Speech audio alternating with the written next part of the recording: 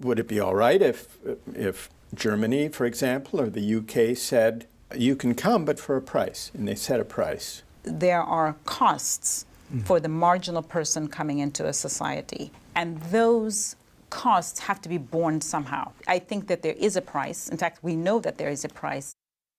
Each year, there are more refugees in the world needing asylum than there are countries willing to take them in. Some have proposed trying to deal with this problem by using a tradable permit system. The countries of the world would get together and they would allocate quotas to each country for the number of refugees they would be expected to take in. But in order to get the countries to agree to higher numbers of refugees, countries who had high refugee assignments and didn't want to take that many could pay other countries to take them in. So it would be a system of tradable refugee quotas. What do you think?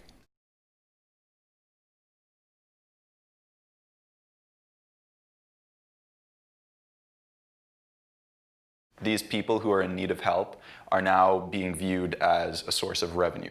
The countries that are paying other countries to take in these refugees, by the fact that they're paying somebody else to take them off their hand, they're labeling the refugees as a burden. I completely disagree. If a government has more refugees, that doesn't automatically mean that it's not going to accord the same values. It's not going to treat its refugees with respect, with dignity. And I think that overall, you are going to, after all, save the lives of those people. You're going to find more places for refugees.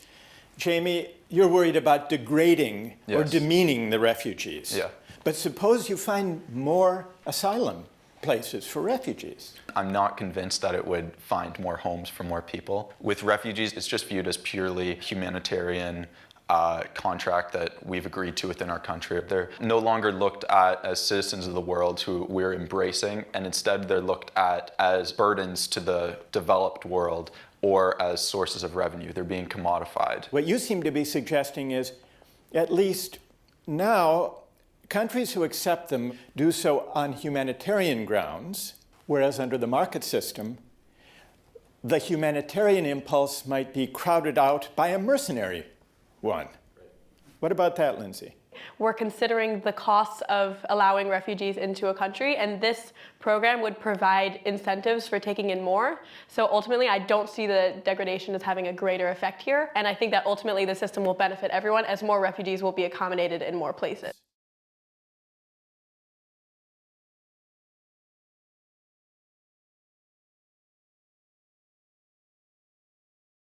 The whole essence of globalization was that we were going to have free trade, free movement of capital, but the one thing that we have resisted is the free movement of people.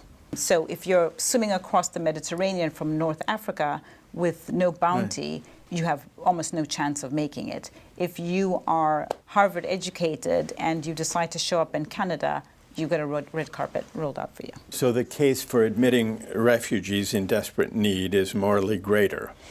It's morally greater, not without its complications. My moral side says everybody should be allowed in the sense that we should not discriminate based on dollars. My economic, pragmatic, living in a capitalist world side says there are costs for the marginal person coming into a society. And those costs have to be borne somehow. I think what the refugee pressures are doing are teaching us that humans aren't commodities, and it's invalidating some of the underlying premises that relate to free trade, because there are costs when it happens to be humans, changes of traditions, changes in culture. Those are very, very, what you might call textured dimensions that are abstracted away from when people are treated as commodities. So you're bothered by the fact that this market mechanism might tend to commodify the refugees. Change the way we view them and maybe even the way they view themselves. And they're not free to migrate to where they want to go. Right. They're sold by this quota system to the place where the buyer would take the money to take them. It's not that distant from slavery, is it?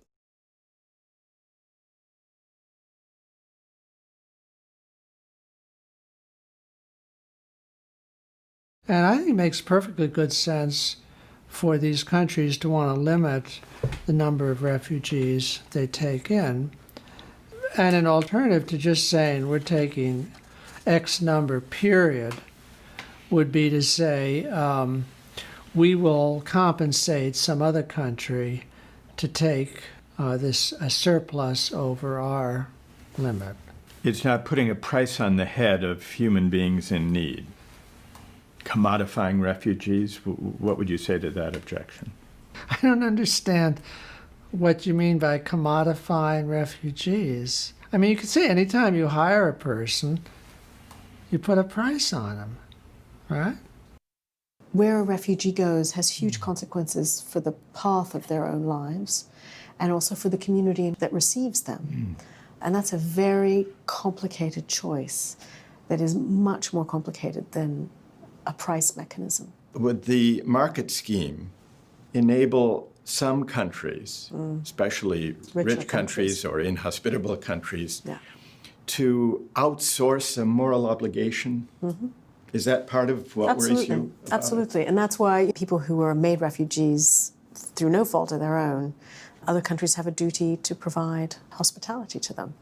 You know, in some cases where other countries have played a role in making those people refugees in the first place, may have an extra duty to take more in. I do think that simply being able to opt out by paying is not really good enough.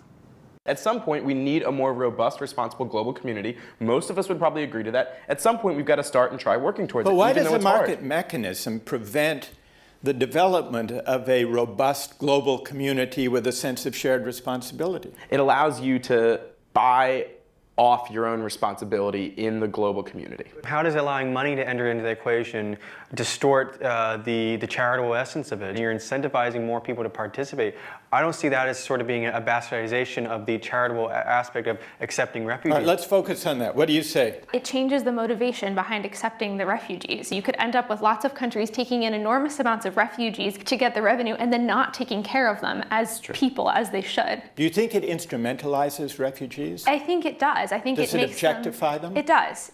So what about that, Ryan? I disagree because the outcome is the same either way, whether you have money, whether you attach money to the transfer of refugees or you don't have them accepted at all because there's no incentive for the market to provide or accept refugees. But at least the ones who are accepted in our current system are accepted on humanitarian grounds so that there's an incentive to take care of them. There are non-market incentives that play into here. But they're often a source of revenue as well. Like the fact that you're not getting a tradable permit doesn't mean that you're not going to get humanitarian aid after that. In the current Syrian crisis situation, for example, my country could not take more refugees, so it literally shut down the border and started deporting refugees away from the country. At one point, we were taking 5,000 refugees per day. We couldn't take more. I think that if there was a tradable permit system and Bulgaria got some money to improve the conditions for the refugees in the country, there's just a certain limit which a country reaches, and I think that system is going to allocate resources also more proportionately to where refugees are going. It's a better system of allocating There's resources. another option though. A nearby country says, Bulgaria can't take any more. I think we are obligated as a member of the global community to take more as well. You're worried about countries feeling that they can outsource their obligations. Yes. Lindsay. The situation that we are proposing would switch from viewing refugees as a burden to viewing them as an asset. An asset because we can there's make an money incentive system in place here. because they come with money on their heads. You said that this market mechanisms make the refugees as an asset. So you see the money that is coming with them as more important than the persecution that they are facing in their back countries. And you'd be like, oh, you know what? Now you became something valuable. Before that, Well, whether it's an obligation or an Here's asset. what seems to be the issue from those who are opposed to this system. It isn't just the overall number of refugees who are placed that matters. The reason for accepting them matters because it shapes our attitudes toward refugees, our ways of regarding them. The motive matters. That's the argument, right? But as a matter of principle, you do think that the motive for helping makes a moral difference? Emily, what do you think? I'm hearing that there's a lot of concern over the difference in the action based on the moral motive. So humanitarian versus, pecuniary. And I agree, I think there is a difference in the motive, but does that mean that in taking refugees out of humanitarian motives, you accept 500 refugees into your country, but in the instance of a tradable quota, you must accept 750? There's a tipping point. Does it mean that because the motive is better for those 500, the 250 don't get asylum in your country? So there are two issues here. First, does the market mechanism crowd out or corrupt or degrade the proper attitude toward refugees? Second, even if it does, might there be some consequences such that you would still worry about the degradation, about the demeaning, but you would say, well, if that many refugees can be accommodated, we'll accept it.